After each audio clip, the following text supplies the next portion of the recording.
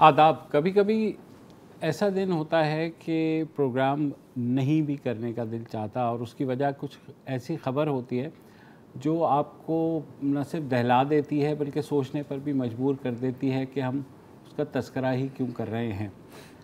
ऐसी एक ख़बर आज आई मियाँ वाली से, जहाँ पर एक शख्स ने अपनी 6 दिन की बच्ची को गोलियां मारकर हलाक कर दिया, सिर्फ इस वजह से कि उसको बेटा चाहिए था।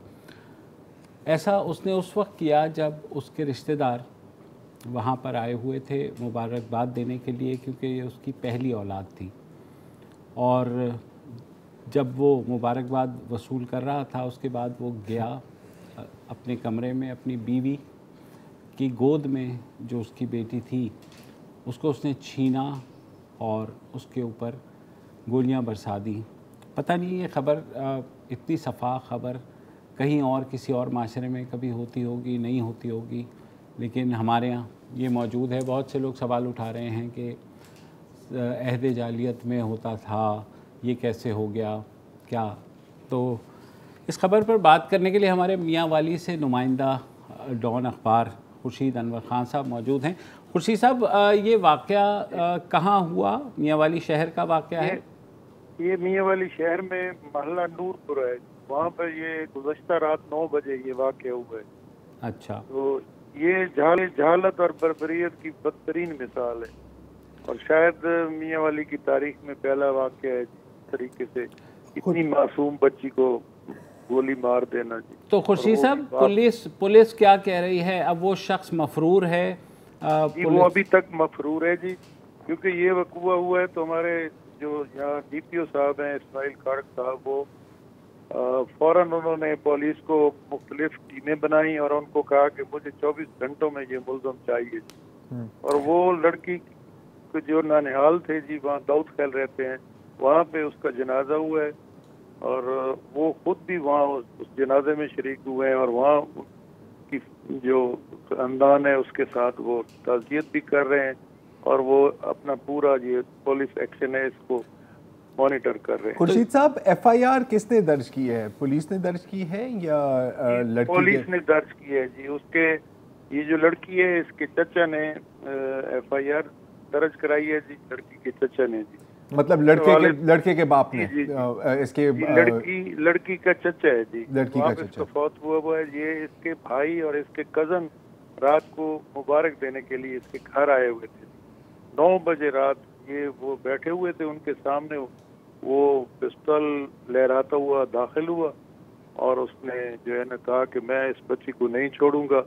उसकी माँ की गोद से छीन कर इन्होंने कोशिश की, इनकी तरफ भी उसने पिस्टल तान लिया, वहीं उनके सामने उसे 3 गोलियां मारी और फेंक कर चला गया। तो क्या कहा जा रहा है? वो उसने कोई बताया था कि वो ऐसा क्यों कर रहा है? सिर्फ इसलिए आपसे पूछ रहा हूं। जो ये तकरीबन 7 दिन की बच्ची थी जी, वो कहते जिस दिन से पैदा हुई है वो कहता मेरा बेटा पैदा होना चाहिए था, मेरी लड़की क्यों पहले पैदा हुई। असल में ये उसका। तो खुर्शीद साहब, वो उस शख्स का नाम क्या है? वो क्या करा ताकि जो पुलिस उसको पकड़ने जा रही है, तो क्या उस बारे में? पुलिस उसको ढूंढ रही है जी। उसका नाम शाहजेब खान और उसके वालिद का नाम अब्दुल्ला खान था जी। और कोई पता है आपको क्या काम करते थे? हाँ जी, इनका पेशा क्या था? मेहनत मजदूरी करता था जी, कोई खास कोई मुलाजमत नहीं थी, कुछ भी नहीं था, जनता था जी। कोई इतना बेटा पैदा नहीं हुआ तो जाहिर है कि बेटी को तो कत्ल करना ही पड़ता है ना फिर। हाँ जी, बस बहुत शुक्रिया जी। ये हालत यहाँ जो हमारा इलाका ये यहाँ जहालत की और बर्बरियत की बदतरीन मिसाल है जी, कहते हुए भी दुख लगता है जी। सही बिल्कुल। बहुत शुक्रिया खुर्शीद साहब, दुख लगता है हमसे बात करने। ये कोई नई बात नहीं है, ये कोई नई बात नहीं है। इसी साल इनफैक्ट मेरा ख्याल है कि शायद जनवरी की बात है, एक मर्द का लड़ाई हुई उसकी बीवी के साथ। बीवी ने कहा कि मैं आपको तलाक देना चाह रही हूँ। वो उस वक्त कुछ नहीं किया उसने, लेकिन उनकी 6 साल की बेटी थी, जाके उसका गला घोंट दिया बीवी पर बदला लेने के लिए। ठीक है, मुझे आज की जब खबर ये देखी थी तो पहले तो जब सोशल मीडिया पे देखी तो मैं दुआ कर रहा था कि ये गलत साबित हो। अक्सर जैसे कभी कभी सोशल मीडिया पर ऐसी चीज़ें, ऐसा नहीं हुआ। मुझे एक और کہانی یاد آتی ہے 2014 کی، کراچی شہر کی ہی ہے ایک واقعہ ہے کہ زیتون نام کی ایک خاتون اور ان کا میاں، میرا خیال ہے کہ خیبر پختونخوا سے آئے تھے، مجھے کنفرم نہیں ہے، کراچی آتے جیسے ہزاروں لاکھوں لوگ آتے ہیں روزگار ڈھونڈنے، نوکری ڈھونڈنے. تو وہ ایک گھر میں آیا کی ملازمت کے طور پہ ملازمت کری تھی. اسی گھر میں ان کا جو خاوند تھا، میاں تھا، وہ چوکیدار تھا. ٹھیک ہے. تو جب ان کو پتہ لگا کہ ان کو بچہ ہونے والا ہے تو پہلے زیتون نے اپنے میاں کو نہیں بتایا، کیونکہ ان کو پتا تھا کہ پیسے کے ویسے ہی مسئلے ہوتے ہیں اور پھر مجھے نوکری بھی چھوڑنی پڑے گی، لیکن پھر بالآخر کب تک آپ چھپا سکتے ہو. تو پھر ان کے جو گھر والے تھے، مطلب ان کے جو ان لاز تھے، ان کو بتایا تو انہوں نے کہا کہ تم بس ایک دعا کرو کہ لڑکی نہ پیدا ہو. لیکن لڑکی پیدا ہو گئی، اور جیسے ہی وہ لڑکی پیدا ہوئی تو دو دن لڑکی پیدا ہونے کے 2 دن بعد وہ زیتون اٹھی صبح کو تو پتہ لگا کہ وہ لڑکی کہیں ہے ہی نہیں. اور جب ان کا میاں واپس گھر آیا کھانا کھانے کے لیے، جو ظاہر زیتون ہی پکا کے دیتی ہے، اس نے پوچھا کہ کہاں ہے وہ میری بیٹی؟ اس نے کہا میں نے سنبھال لیا ہے. اس کے 2 یا 3 دن بعد جس فلیٹ میں وہ رہتے تھے وہاں پر ایک کچرا کنڈی تھی سامنے، جیسے اکثر ہوتا ہے، اور اس نے دیکھا کہ ایک ایمبولینس وہاں پر پہنچی اور ایک ننھی منی سی لاش وہاں سے اٹھائی، گلا کاٹ دیا تھا. 2 سال کی بچی، گلا کاٹ دیا تھا. اور ان پچھلے 6 مہینوں میں جب وہ وہاں سے رہ رہی تھی، ہریانہ کالونی کی بات میں کر رہا ہوں، اس نے کہا کہ کم از کم 3 اور اس طرح کی بچیاں میرے سامنے کچرے سے اٹھائی گئی ہیں. میں کچھ رپورٹس دیکھ رہا تھا، تازہ ترین اعداد و شمار نہیں ہے لیکن وہ بھی میں نکال لوں گا اگر آپ چاہیں. 2017 میں، صرف 2017 میں ایدی فاؤنڈیشن نے 355 ایسے بچے کچرا کنڈیوں سے برآمد کیے ہیں، اٹھائے ہیں. سب کو قتل کیا گیا تھا. 90 سے 99% لڑکیاں تھیں. صرف کراچی شہر میں 180. اچھا، ایسا نہیں ہے کہ آپ نے جھولے نہیں رکھے، آپ نے جھولے رکھے ہیں. لوگ پھر بھی ان کا کم ہی استعمال کرتے ہیں. انفیکٹ 2014 میں آپ کو پتہ ہی، ابھی میں 2016-17 کی بات کر رہا تھا نا، 355 قتل کر کے آپ نے کچرے میں پھینک دیے. جھولے میں پتہ کتنے بچے ڈالے تھے؟ گیس کرو، گیس کریں، ایک کوئی بھی نمبر بتائیں. 14، جن میں سے 12 لڑکیاں تھیں. اور جو 2 لڑکے تھے وہ صرف اس لیے تھے کیونکہ وہ کمزور پیدا ہوئے یا کسی بیماری کے ساتھ یا سم تھنگ لائک دیٹ. وہ کما نہیں سکتے تھے، وہ فائدہ نہیں کسی کا کر سکتے تھے. تو یہ ہے آپ کی اس وقت کی اصلیت. اب ہم اکثر کہتے ہیں نا جب یہ ہوتا ہے کہ یار اس دور میں کیسے ہو سکتا ہے، یا کہ جہالیہ کا دور ہے، تو جی ہاں بالکل ہے.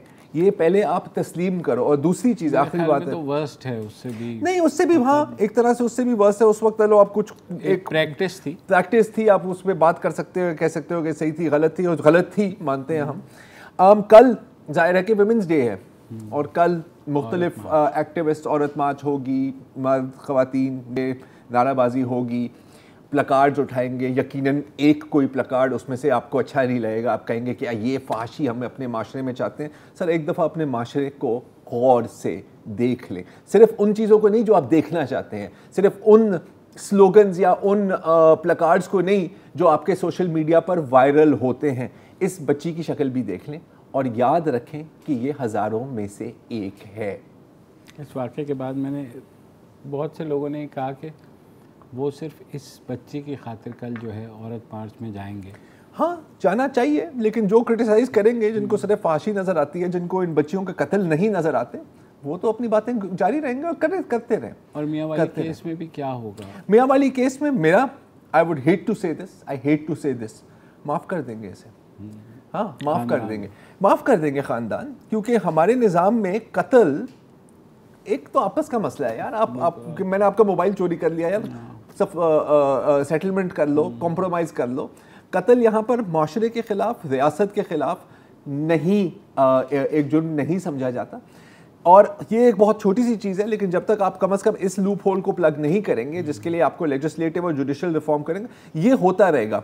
اور کر بھی دیں گے تو یہ ہوتا رہے گا. قندیل بلوچ کیس میں کیا؟ وہی تو میں کہہ رہا ہوں نا، قندیل کیس سے پہلے میں یہاں پر حلفاً کہتا کہ بھائی اس کو پھانسی ملے گی. اب میں کچھ نہیں کہہ سکتا. میں کچھ نہیں کہہ سکتا. غیرت کا مسئلہ تھا نا آخر کار, غیرت کے مسئلے میں تو کوئی بھی کسی کو معاف کر دیتا ہے. بریک لے لیں.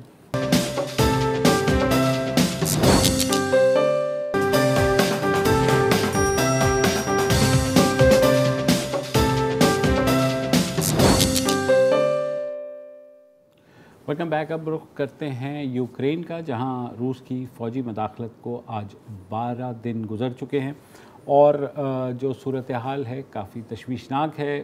بہت سی جگہوں پر روسی فوج نے قبضہ کر لیا ہے اور بڑی تعداد میں لوگ جو ہے نقل مکانی کر کے پولینڈ کی سرحد پر ہیں, یورپین ممالک کے اندر چلے گئے ہیں. دارالحکومت کیو جس کا محاصرہ کر لیا ہے روسی فوج نے, وہاں سے ہمارے دوست علی مصطفیٰ جو ٹی آر ٹی کے لیے رپورٹنگ کر رہے ہیں, گزشتہ ہفتے ہم نے ان سے وہاں بات کی. کل رات کو وہ بھی وہاں سے نکل کر لویو میں آ گئے ہیں. علی ہمارے ساتھ موجود ہیں. علی, سچویشن ہے؟ سچویشن تو بہت بری ہے مبشر.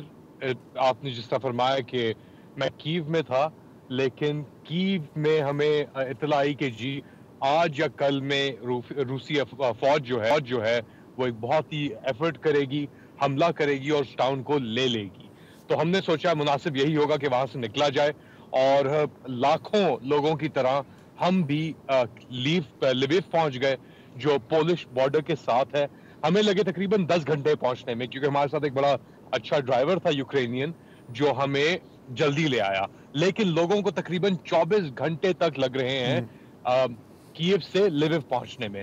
اس وقت لیویو کے اندر تقریباً 2 لاکھ لوگ ایسے ہیں جو اور جگہوں سے یوکرین کے اندر یہاں پہ آئے ہیں, اور اس سے نمبر زیادہ بھی ہو سکتا ہے کیونکہ سڑکوں پہ لوگ آپ کو نظر آتے ہیں ٹھنڈ کے اندر, باہر سڑکوں پہ سو رہے ہیں, گلیوں میں سو رہے ہیں, تو لوگوں کے پاس رہنے کی جگہیں نہیں ہیں, اور بہت برے حالات ہیں یہاں پہ, کھانے کے مسئلے پڑے ہوئے ہیں. لویو کا جو میئر ہے اس نے کہا ہے کہ بہت برا حال ہے, اور ایکسپیکٹ کریں کہ اس سے بھی برا ہوگا جس طرح رشین جو انفلوئنس ہے, جو طاقت ہے, وہ یوکرین کے اندر زیادہ بڑھے گی. علی, یہ مجھے بتائیے, جو یوکرینین صدر ہیں زیلنسکی, وہ بھی کیو سے موو کر گئے ہیں ٹورڈز پولینڈ کے بارڈر پہ, تو ان کی کیا خبر ہے؟ ہمیں فی الحال ایسی کوئی خبر نہیں آئی کہ زیلنسکی صاحب موو کر گئے ہیں. وہ ابھی بھی کیو کے اندر موجود ہیں اور وہاں سے وہ رابطہ کر رہے ہیں, لیکن یہ ایک پاسبلٹی ہو سکتی ہے کہ کچھ عرصے کے اندر وہ اس طرف موو کریں اور کوشش کریں کہ اپنا یا تو ان کو بچایا جائے, یا تو وہ کہیں کہ جی میں ادھر ہی مروں گا, ادھر ہی لڑوں گا, اور میری کوشش ہوگی کہ میں کیو کے اندر ہی رہوں. تو شاید وہ ایک لاسٹ سٹینڈ کریں, مگر یہ ابھی مناسب نہیں ہوگا کہنا کہ وہ کیا کرنا چاہ رہے ہیں اور کیا نہیں کرنا چاہ رہے ہیں. اچھا علی, ایک اور سوال ہے آپ سے, ایک چھوٹا سا میں نے وقفہ لینا ہے, وقفے کے بعد تھوڑیں گے کہ کیو میں جب آپ نکلے تھے وہاں سے تو کس قسم کی مورال تھی among the people. Let's take a break.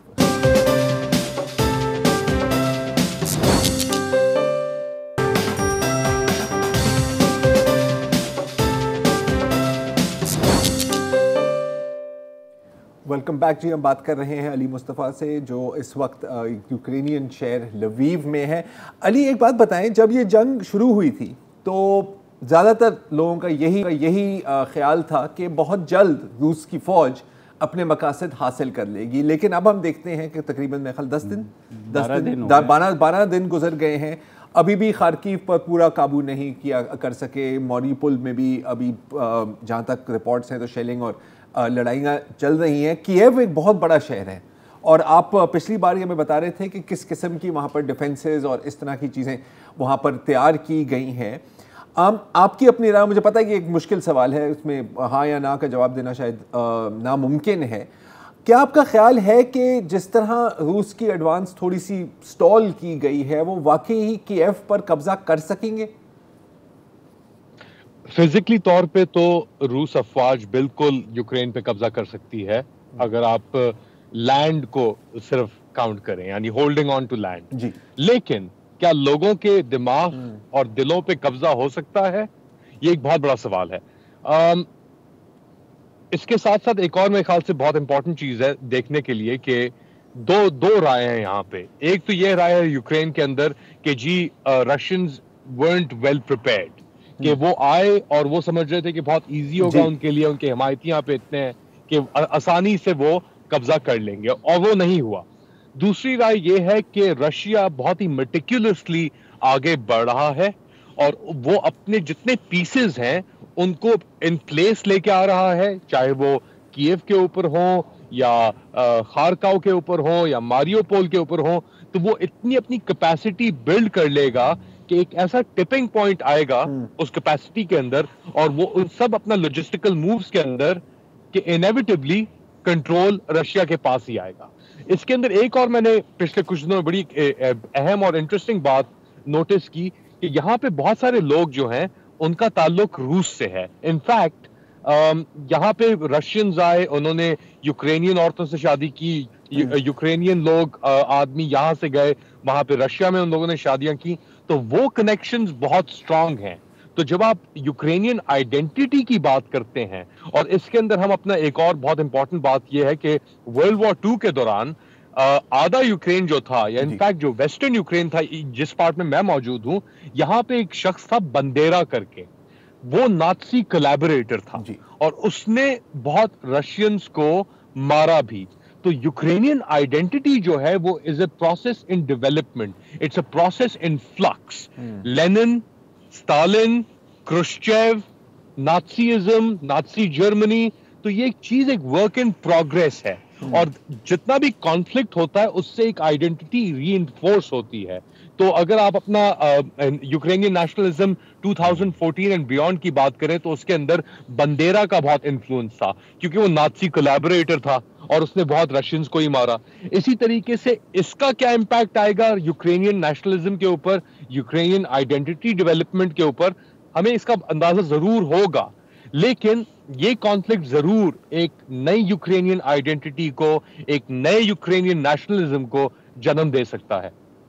اچھا علی، جو ابھی تیسرا راؤنڈ آف ٹاکس ہوا آج، وہ بھی کہہ رہے ہیں کہ جیسے پہلے کچھ اس میں پیش رفت نہیں ہوئی، اس میں بھی نہیں ہوئی، اور مسئلہ ہیومینیٹیرین کوریڈورز کا ہے کہ روس نے پہلے ایگری کیا کہ وہ جو ہے جگہ دے گا تاکہ سویلینز جو ہیں وہاں سے نکل جائیں، نہیں نکل کر صرف اب روس، ہاں وہی میں کہہ رہا ہوں۔ تو اب انہوں نے کنڈیشن یہ لگا دی ہے کہ اب صرف جو لوگ نکلیں گے وہ یا تو روس آئیں گے یا بیلاروس آئیں گے۔ تو اس ساری صورتحال میں اب آلریڈی 2 سے 3 ملین 2 ملین لوگ اگر نقل مکانی کر رہے ہیں، ان کے پاس جانے کی کوئی راستہ نہیں ہے۔ کل یہ خبر بھی آئی تھی کہ ایک فیملی نے نکلنے کی کوشش کی جس پہ شیلنگ ہوئی اور وہ جہاں باغ ہوئے۔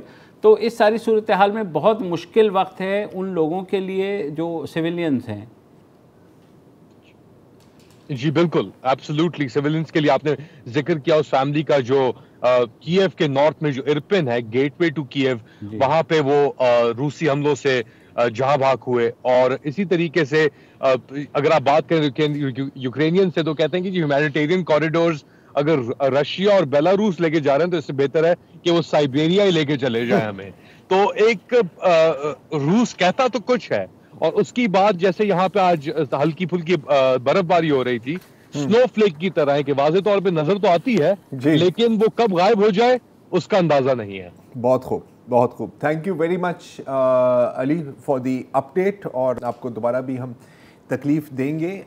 یہ جو انہوں نے بھی بات کی نا یوکرینین نیشنلزم کی، اور یہ جو بندیرا کی بات کی، اور اب ظاہر ہے کہ یہ بہت کمپلیکس ایشوز ہیں لیکن ان کو آسانی سے سمجھانا مشکل ہے۔ آج ایک گیٹیز امیجز جو ایک سائٹ، اس پر ایک بڑی مزیدار تصویر آئی ہے ایک یوکرینین سولجر کی۔ ایک وقفہ لیتے پھر اس کے بعد پھر بات کرتے ہیں۔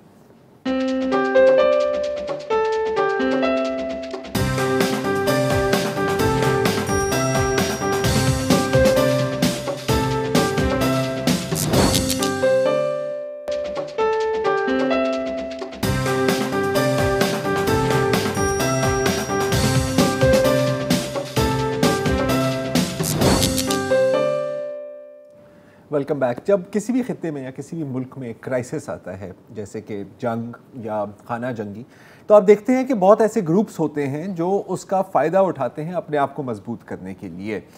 شام میں جو خانہ جنگی ہوئی ہے اس کی ایک حالیہ مثال ہے۔ ریاست بکھر گئی، ٹوٹ گئی، اپنے ہی لوگوں پر فائرنگ کرنے لگ گئی، تو بہت مختلف تنظیمیں وہاں پر उभरने लगी, जैसे कि दाइश। अच्छा, अब इनके पास असला भी होता है, इनके पास एक नज़रिया भी होता है, तो जब वो एक जगह पर कंट्रोल कर लेते हैं, लोगों को ये बताते हैं कि जी हम ही आपको बचाने के लिए हैं यहाँ पर, और जाहिर है कि जब आप इनकी मदद लेते हैं तो फिर कुछ इनके शराइत और ज़वाबित भी लागू होते हैं, आपको मानने पड़ते हैं, उनका नज़रिया इस तरह फैलता है। और फिर जैसे हमने शाम में देखा, मुख्तलिफ ममालिक से जो उस नज़रिए की बुनियाद पर फिर यूजुअली थ्रू सोशल मीडिया लोग रेडिकलाइज भी होते हैं, और लोग वहाँ पर गए भी उनके साथ उनकी हिमायत करने के लिए या उनको ज्वाइन करने के लिए। कमोपेश कुछ ऐसा ही फिनोमेनॉन हमें यूक्रेन में अब नज़र आ रहा है। अभी आपने अली मुस्तफ़ा की भी बातें सुनी, बंदेरा और यूक्रेनियन नेशनलिज्म और नाज़िज़म के बारे में, बहुत लंबी कहानी है, मैं मुख्तसर रखूँगा। आज गेटीज़ इमेजेस, जो आपको पता है कि एक सर्विस है जिससे आप पिक्चर्स भी ख़रीद सकते हैं, उस पर यह तस्वीर आई। अब ये एक यूक्रेनियन सिपाही है या मिलिशिया मेंबर है, और ये एक खातून की मदद कर रहा है। अब अगर ज़रा इस पर जूम इन करें कि इसने क्या कपड़े पहने हुए हैं, जी ये जो आप निशान देख रहे हैं यहाँ पर, इसको कहते हैं सोननराड, ठीक है, मतलब ब्लैक सन, ठीक है। ये एक नियो नाज़ी सिंबल है जो अज़ोव बटालियन और यूक्रेन का एक मिलिशिया है अज़ोव बटालियन, वही मगरबी यूक्रेन में जहाँ पर नाज़ी सिंपथाइजर्स ज़्यादा थे, ये वो भी इस्तेमाल करते हैं। और ये एक पक्का नियो नाज़ी सिंबल है जो आपको दुनिया भर में आप देखते हैं नियो नाज़ीज़ इसका इस्तेमाल करते हैं। ये मैंने जो पहली दफ़ा कहाँ देखा था, ये ब्रेंडन टैरेंट का नाम आपको याद होगा। ये वो शख्स है जिसने कुछ साल पहले न्यूजीलैंड के एक क्राइस्टचर्च में एक जो मस्जिद थी वहाँ पर दर्जनों मुसलमानों को शहीद किया। अब ये है टैलेंट, और अगर आप इसका बैकपैक देखें जो वो वहाँ पर लेके गए थे, ये है उसका बैकपैक, और आप नोटिस करेंगे कि इसके ऊपर भी वो ही सिंबल है।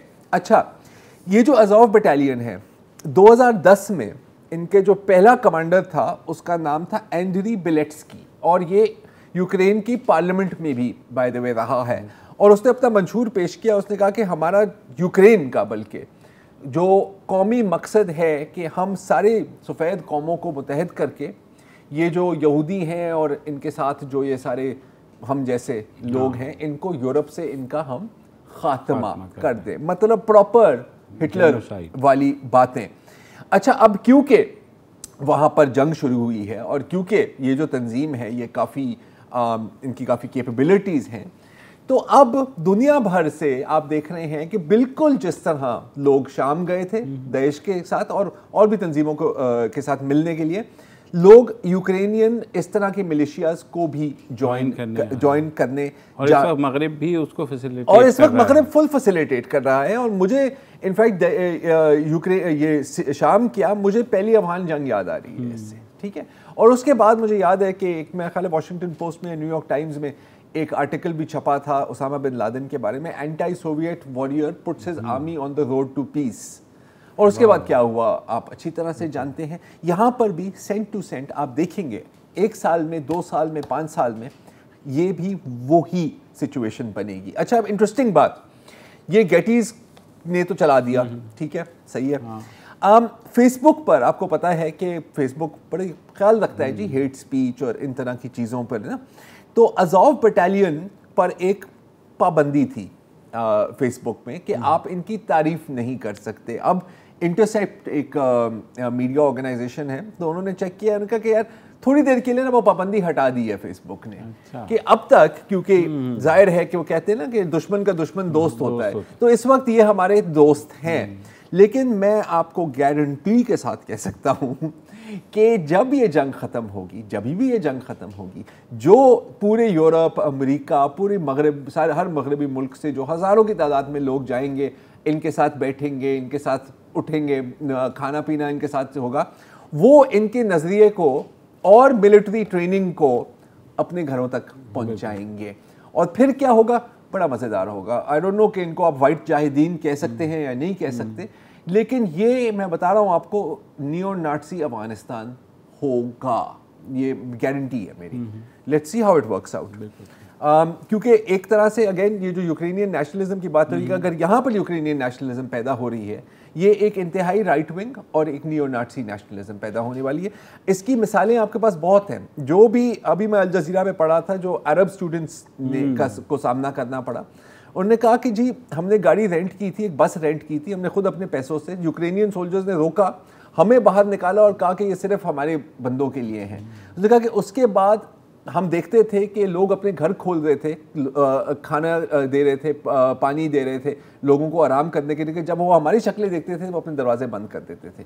جب ہم دکانوں پہ جاتے تھے اور کہتے تھے کہ جی ہم خریدنا چاہ رہے ہیں تو کہتے تھے کہ جی پہلے ہمارے بندے وہاں پر خریدیں گے, اور جب تک ہماری باری آتی تھی تو شاید 2 پیکٹ چپس کے رہتے تھے. تو یہ آپ دیکھ سکتے ہیں کہ یہ صرف کوئی ایک بٹالین کی بات نہیں ہے, یہ قومی نظریہ ہے.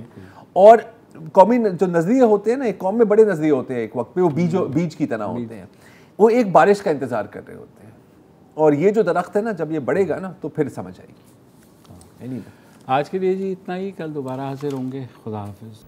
السلام علیکم. اگر آپ کو ہمارے شو پسند آیا ہے تو پلیز ہمارے یوٹیوب چینل کو سبسکرائب کریں, اور اگر مناسب سمجھے تو اس ویڈیو کو لائک بھی کر لیں, تو کوئی حرج نہیں ہے, اور شیئر بھی کر لیں اور کمنٹ بھی کر دیں جی, ورنہ وہ سب ایسے ہی لکھتے رہیں. اور یہ جو دونوں کہہ رہے ہیں یہ کر لیں جی پلیز, نہیں تو ہمیں بھی گھر جانا ہے, میں آپ کے کمپیوٹر میں نہیں رہنا 24 گھنٹے. صحیح بات.